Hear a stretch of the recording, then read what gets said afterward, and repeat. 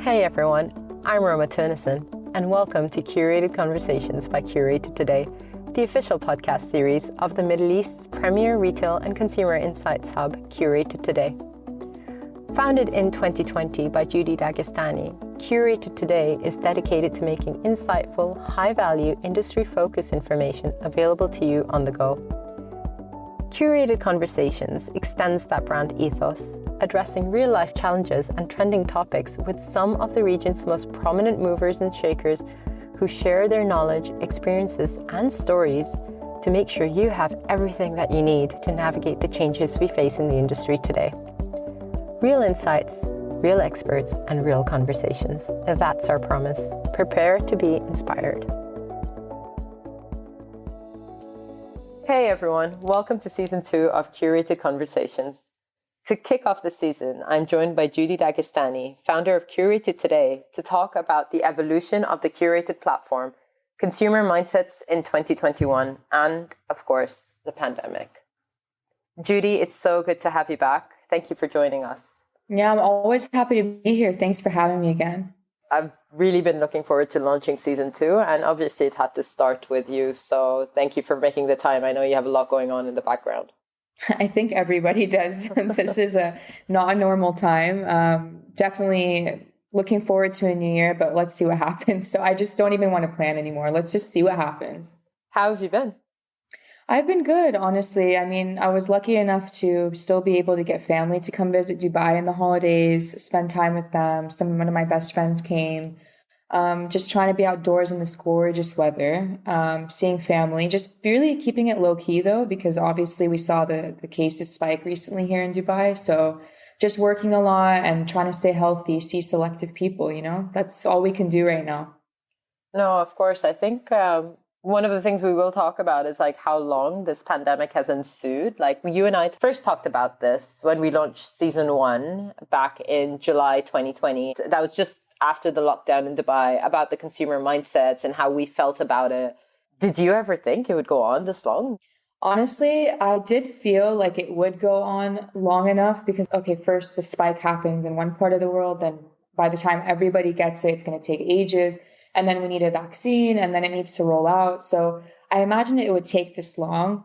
The problem is, everyone has a different, estimate on how the recovery will go. So I was actually reading something from Business of Fashion and McKinsey this week, and they were estimating maybe by third quarter of 2022 is when we'll really see the retail industry and kind of things feel like back to normal, only if the vaccine is rolled out effectively. However, worst case, they're saying could be 2025. So might be seen living in these masks for a long time. Who knows?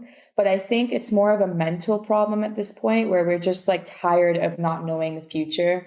But in my own head, I did think it would last long. I just didn't know to what extent and how long would that severity be? Do you know what I mean? Like right now, I do feel like it's at its peak, maybe now Jan and Feb. So let's see what happens. Well, yeah, definitely here in Dubai, we've never seen the numbers quite as high as they are right now. And, the great thing is we're very lucky to have access to the vaccine. I just want to talk about that a little bit. I know there's a lot of mixed feelings and emotions across the globe, actually, regarding the vaccine. And would you have any insights or anything you could share regarding how people are feeling about the vaccine? Is it a positive outlook primarily, or do you think people are still quite wary of it?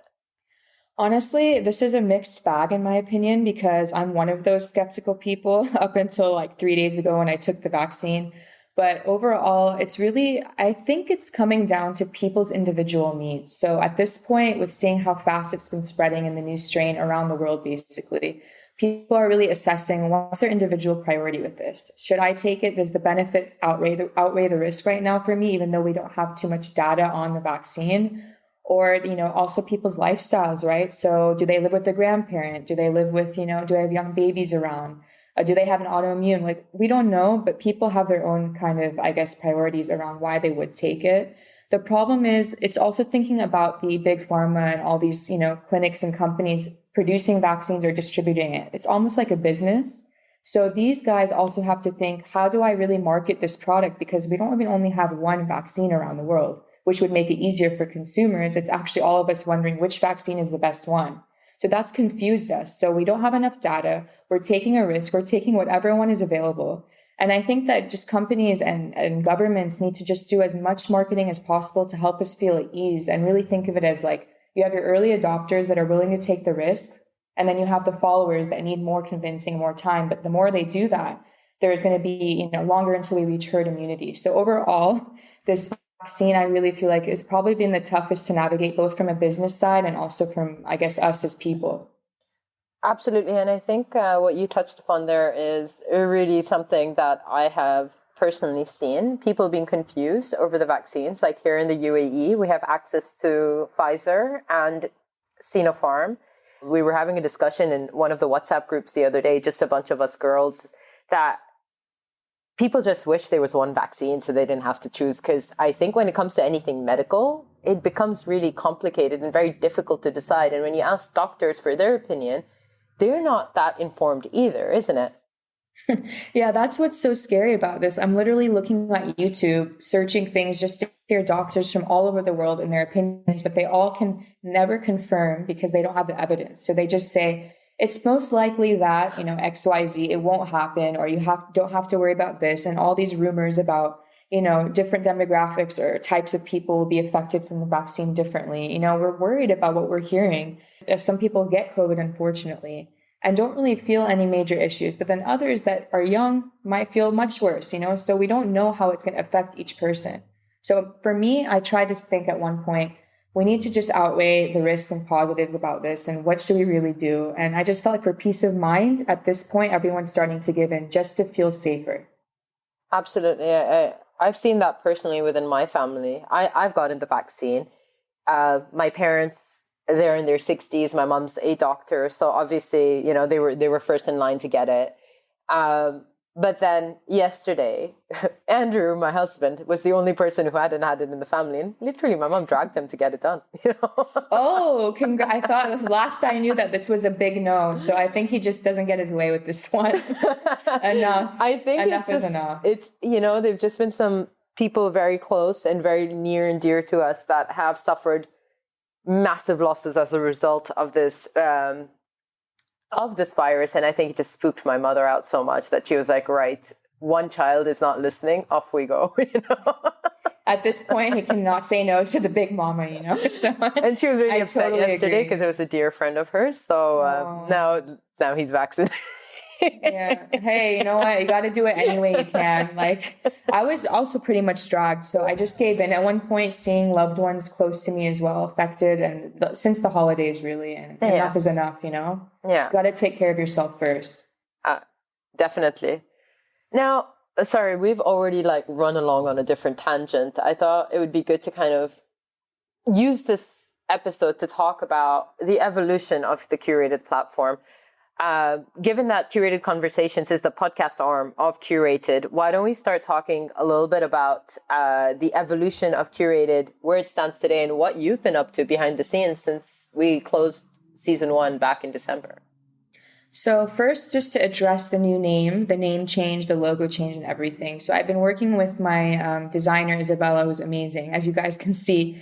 And we've worked together to come up with a name that really encompasses what our goals are for this coming season and beyond, really. And we want to be more, in tune with fresh news, fresh insights, regular insights. So that really means that today, Curated Today, is about in the now and just being in the know. Basically, those two hand in hand. And we didn't want to really be limited geographically with the old name of Curated Middle East, because we do think that, of course, we focus on the Middle East. But we also get a lot of our insights and inspiration from around the world. So we wanted something that's a little bit broader.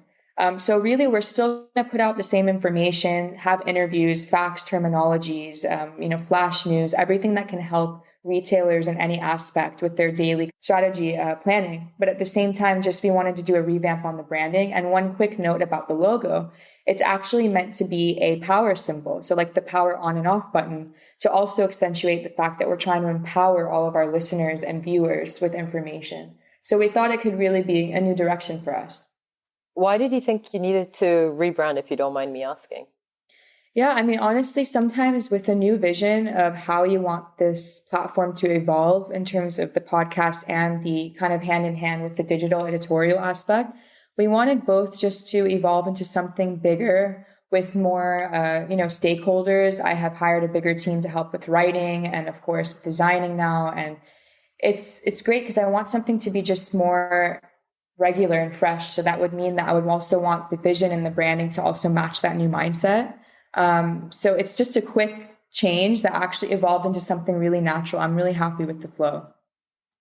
So am I, actually. I love how we've all kind of come together. I think when the podcast launched, this was back in June, July that we were working on season 1, and the curated platform itself was just a few months young, I don't want to say old at the time. And I think we've really seen it grow into a direction and take life of its own. And I'm really excited to see everything coming together, like the podcast, the platform, the social media aspect, all of it. And I know you and I have talked about the different things that we have planned, but are there any things you want to share with the listeners right now as to what they can expect in 2021 from Curated?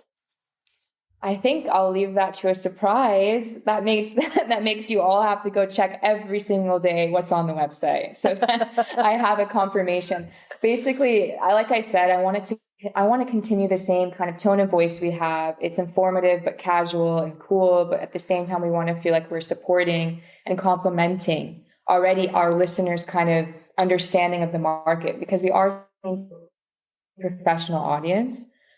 Aspiring to get into retail or are already in retail and want to maybe revamp their brand strategy or actually do a career switch within their company. I mean, there's so many different kind of scenarios.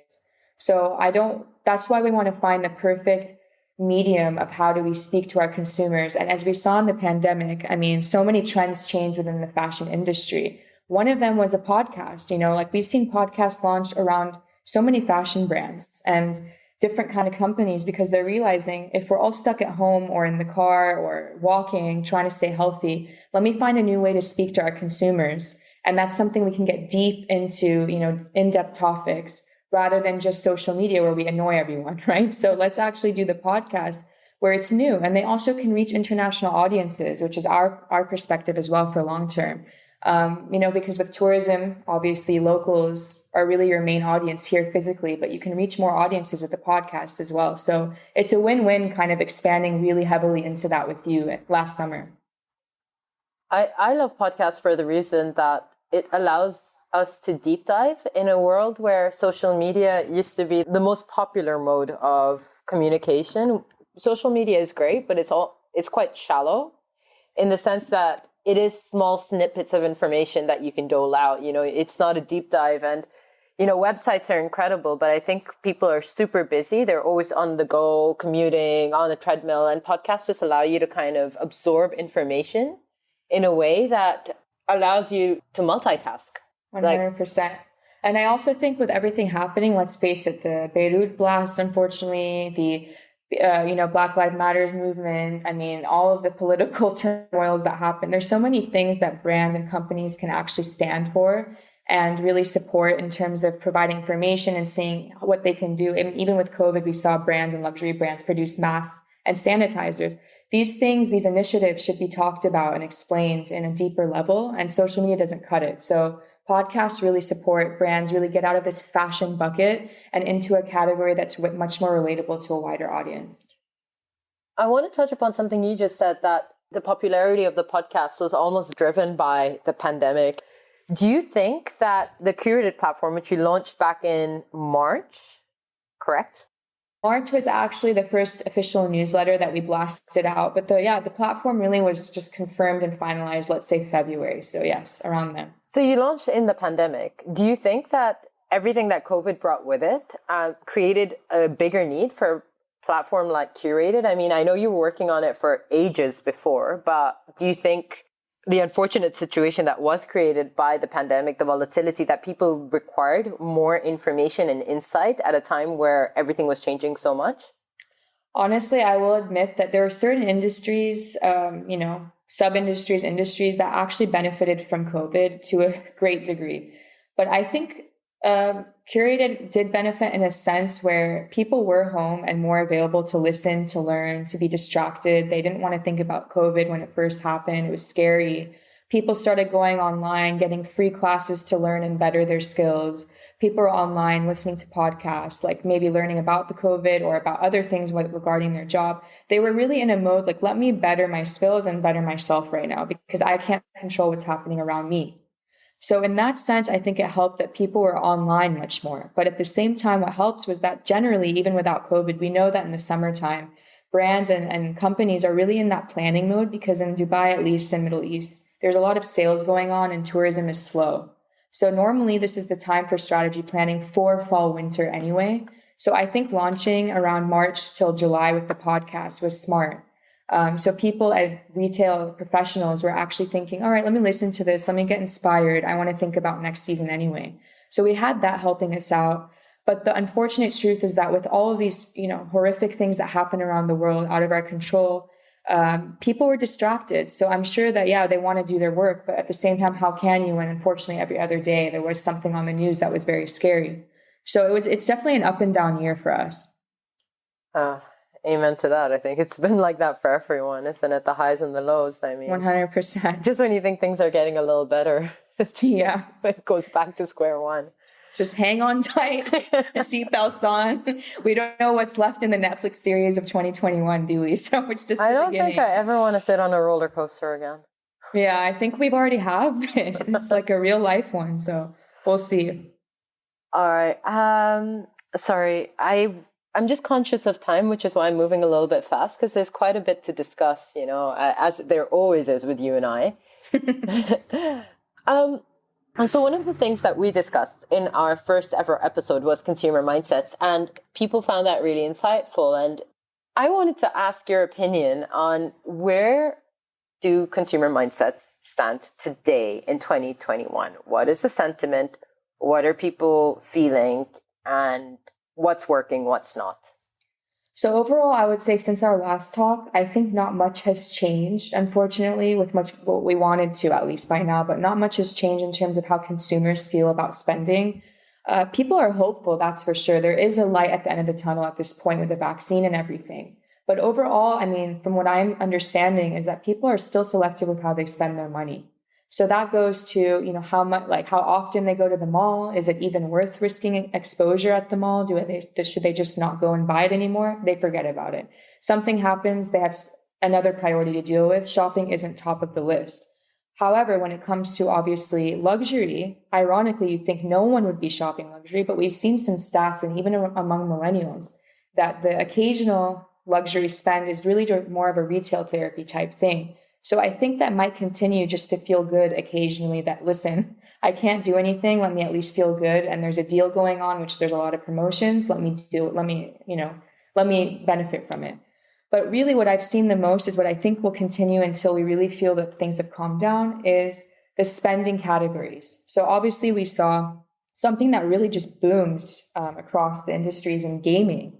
So it's already worth 60 billion basically. And by 2023, it's estimated to be 67 billion. Wow. Huge, right? And that's the huge potential. This is billions, huh? Not like millions we're talking Billions. And this isn't, I'm not surprised, but even fashion brands are trying to get into the video gaming industry by making a feature or by designing costumes. I'll try to find the article and send it to you later, Rohma, because I found that crazy. Like 10 years ago, you would never imagine that. On top of that, we're not surprised that home decor is another one, because if people are going to start moving in and working from home and going to villas, they care about how they feel at home. They want their safe haven. And the last thing is, of course, healthcare and groceries has been crazy. I mean, InstaShop is like my best friend. They hate me at this point because I'm always talking to them. Like, it's just honestly like these are the three categories that I've seen a really big transgression in. Are you surprised by any of them, or is this what you expected?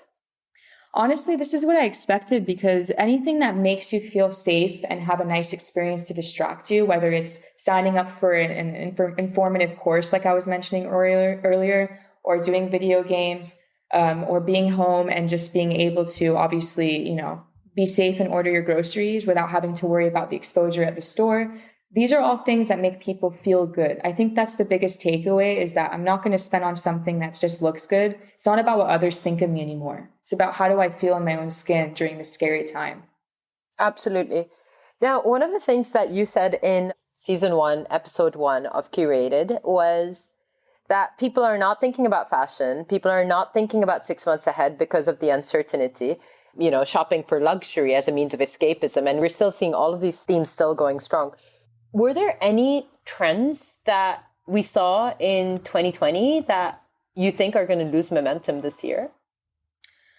Well, I think what we're going to see is, brands having to deal with a whole new environment and type of consumer. So, within that, first of all, digital will be growing big time. We've already seen that go. So we thought, of course, it'll grow, but now 30% increase since 2019 in terms of digital penetration in Europe and USA, and then 20% increase in China, which have already been, doing really well in terms of brands, how they speak to consumers, sell to consumers. And we estimated last year that we think as many brands as possible who can afford it would try to go online and start really a new structure of their business. So I think that will just continue to increase. What will not be so trendy, I think, are these events that we see a lot of the time, at least last year, the year before, the PR previews. I know we've seen a few here and there, and me and you have talked about this on the side. Yeah. But I don't think that will be as popular because honestly, brands to be successful in this scary time need to know how to speak to more than one type of consumer. You can't be exclusive and limiting anymore, especially luxury. You need to learn that there are people that still prefer to be behind the Zoom screens and tune into your Zoom preview of your collection on Zoom, because honestly, sometimes it's scary and you don't want to make consumers feel uncomfortable. And that's exclusive. You know what I mean? When you have an event like that. So I think brands need to start doing their structure a little bit differently and offering more than one type to engage with them. Do you think that it's a little bit more tricky in this market because the people here are so accustomed to events, to having like a physical experience of the brand, that do you think they'll be able to adapt to having a digital only experience? Honestly, it's definitely not easy. I mean, for any brand that can do that, like big props to you, because it's not going to be easy to just change the way that consumers have been shopping and engaging here for so long. But we have to adapt with the times. I mean, continue doing that if it's safe and you really have the social distancing measures in place. But you need to also have on the side plan B and other ways to reach those audiences that were once really loyal customers to you. We can't forget about that. So that means maybe reallocating budgets, looking at, your team structure, expanding, maybe merging or being acquired by other companies to help you run those kind of new initiatives. It's just a matter of change in all different degrees, I guess, because it's right now we need to learn what's going on in front of us, and it's a really fast pace that things are changing. Yeah, and I think for a lot of businesses, it's a lesson in recession proofing or crisis proofing their business, right? 100%. Actually, that's one of the trends I did research as well. I saw that, brands are now trying to decrease their inventory and focus on selling, full price rather than do mass inventory and have sales every so often. I think now it's about thinking what's important to our brand, what can we manage and what can we not lose money on? Let's just focus on what we're known for and really cater that as much as possible. So it's definitely a new structure. This is where a new retail model, such as the one that we discussed with the founders of Presented By, becomes really, really interesting. Their concession-based retail model actually allows for inventory to appreciate over time in value, which is phenomenal because typically if you have inventory sitting, it's depreciating in value, right? You have to clear it out. Their model allows for the complete opposite, which I thought was incredible. Exactly. I mean, it mitigates all of the key issues that, retailers face. 100%. I think that any way to cut costs that you can do this is the time to re-strategize as much as it takes time and it's costly to do so in the short term. But that's the only way to survive in long term, because as we've seen, you can't be sitting on old inventory. Let's just really go minimal, right? And let's just promote what we're known for and just stick to the roots of our brand. It also helps the planet, which is my next 100%. Topic. Yeah. Great transition, Rohma. I like that. I try. But sustainability, I think I did mention that I wanted to touch upon that because this was a massive theme and it was really exciting to see everyone really becoming invested in some sort of sustainable initiative before the pandemic started. But since the pandemic has started, people seem to care less and less, like with the masks and the gloves and also the online shopping and these digital events that send huge boxes and, there's so much wastage going on. Do you think that we can go back to caring about the planet's health as well? Because we're at that precarious tipping point, as Sir David Attenborough keeps trying to tell us, on his Instagram. No, 100%. It's a scary thought considering how much our consumption habits have changed and really the waste that goes with that. But I will say on the flip side, I mean, we know now, at least with Biden, thank goodness, he's planning to rejoin the Paris Climate Agreement as one of his first initiatives. So that's awesome. But at the same time, I want to bring up that when COVID really happened, when it began, I did feel like people were stuck at home around the world. And we saw that NASA reported, that 30% decline in pollution rates only in parts of the US in 2020 versus, the average of 4 years before that. Can you imagine? And that's only US. So imagine China, imagine all these other polluted areas.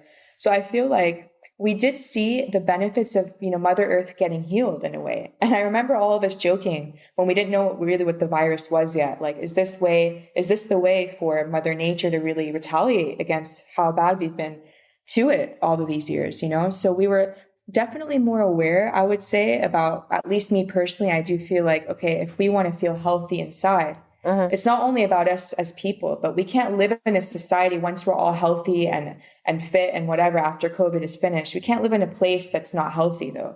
It needs to really go hand in hand. So yeah, maybe right now we're focusing on our health and we're ordering in boxes and wasting. But I think at one point when our heads clear and our priorities change, we can start focusing on the world a little bit more again, because that's really the longevity. Without the world, we have no us. Yeah. So hopefully with Biden's lead as well, I think we can get into that mindset again soon. And you know what? Like, America is such a powerful country that its leadership really does affect the rest of the world. It is something that everyone tunes into. And what they say can be heard throughout the world. So it's really good to have someone who has something sensible to say. Literally, you put it nicely, though. I mean, that's like at least have a leader that makes sense. Like, you are leading like part of the world. I mean, if not the world. So you want to just make a little bit of sense there, my friend. So we're really, I mean, obviously with the VP being a woman, and it's just a new start and something hopeful to look forward to. And a woman of color, which is of course, really incredible. That's another one. Finally, about time. So there you go. Some silver linings to 2020 for sure. 2021. Oh, yeah. But just getting the word out. Yeah, you're right. 2021 will start off and hopefully a better light. So let's see. Well, thank you so much. Thank you. And do go and check out www.curatedtoday.com, because Curated Middle East has evolved and it is now Curated Today and it is better than ever before. Correct. I would love also for your feedback. Please email us. The email is all over the website, on our Instagram page. DM us. We just want to hear from you because we want to create content that you actually benefit from. So please don't be quiet and please just come into our world. We're really excited to get to know all of you this season. Definitely. Thanks, guys, for tuning in. Take care, Judy. Bye. Thank you. Bye. We hope you enjoyed today's episode, and if you did, please don't forget to hit subscribe and leave us a rating below. Also, make sure you head over to www.curatedtoday.com and sign up for the official Curated Today newsletter to have timely regional insights and data delivered directly to your inbox. Thanks for tuning in.